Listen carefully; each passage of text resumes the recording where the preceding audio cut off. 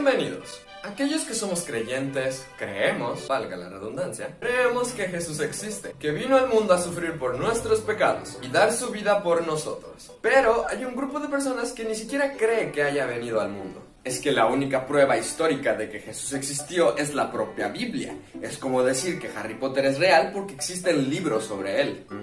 Sí, ya. Y de Tácito el historiador romano, Plinio el joven, Marabar Serapión, Luciano de Samosata y Flavio Josefo ya no hablamos. A ver, es que el testimonio flaviano fue modificado por los copistas cristianos. Bueno, ahí sí que tienes un punto. Desgraciadamente, el testimonio flaviano sí ha sido interpolado. ¿Y qué significa interpolado? La interpolación se refiere al hacer modificaciones o corrupciones de un texto para hacer decir algo a un autor que no dijo.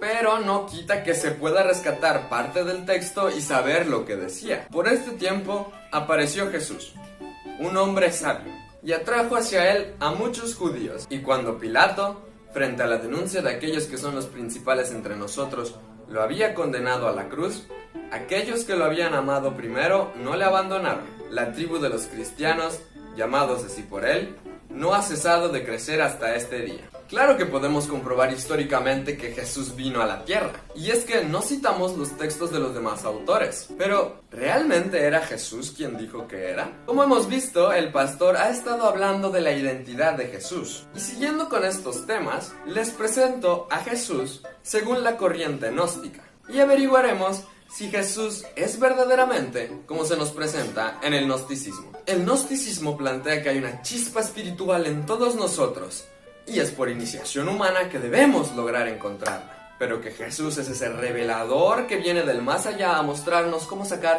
nuestra aura interior. Y esto se nos plantea en los supuestos evangelios de Tomás y Judas. Pero ¿cómo sabemos si esto es verdad o es falso? Generalmente se hacen varias observaciones para lograr determinar la época en la que fue escrito un texto antiguo, como las conexiones geográficas, ya que un escrito en el Mediterráneo oriental es más confiable que uno en España. También se revisa la exactitud cultural, en términos de política y alusiones a los hechos que pasaban en esa época. Y la motivación. ¿El escritor quiere mostrar algo particular o personal? Empecemos con el Evangelio según Tomás, el cual se creía que fue escrito en el 60 o 70 después de Cristo. Esto no es posible debido a que este toma varias referencias de los 4 evangelios. Si tomamos en cuenta que los textos de Juan fueron escritos alrededor del 90 después de Cristo, el evangelio según Tomás no pudo ser escrito temprano. También, un hombre llamado Tatián fusionó los 4 evangelios alrededor del 175 después de Cristo, en el libro llamado Diatesarón, por el cual el evangelio de Tomás toma muchas inspiraciones en la versión del siríaco, lo que nos hace ver que el supuesto evangelio de Tomás fue escrito en el año 200 después de Cristo. El Evangelio de Judas. Se descubrió una copia que fue escrita alrededor del 220 o 340 después de Cristo, pero se cree que el original fue escrito por ahí del 180. Este evangelio se titula De Judas, no según San Judas. Este evangelio no está centrado en Jesús, sino que quien quiera que lo haya escrito, lo centró en Judas, y lo hace ver como el mayor discípulo de Jesús, aquel que pudo entender al 100% sus enseñanzas. En este texto encontramos a Jesús conspirando con Judas para que lo entregase. Sin mencionar que este texto se escribió tiempo después de la muerte de Judas, habla sobre el gnosticismo del segundo siglo, a diferencia de los 4 evangelios que encontramos en la Biblia, los cuales fueron escritos a eras tempranas. Si tomamos en cuenta que Jesús murió en el año 30 o 33 después de Cristo, podemos notar que no eran épocas tan lejanas, ya que se cree que el Evangelio de Marcos fue escrito en el 50 o 60 después de Cristo.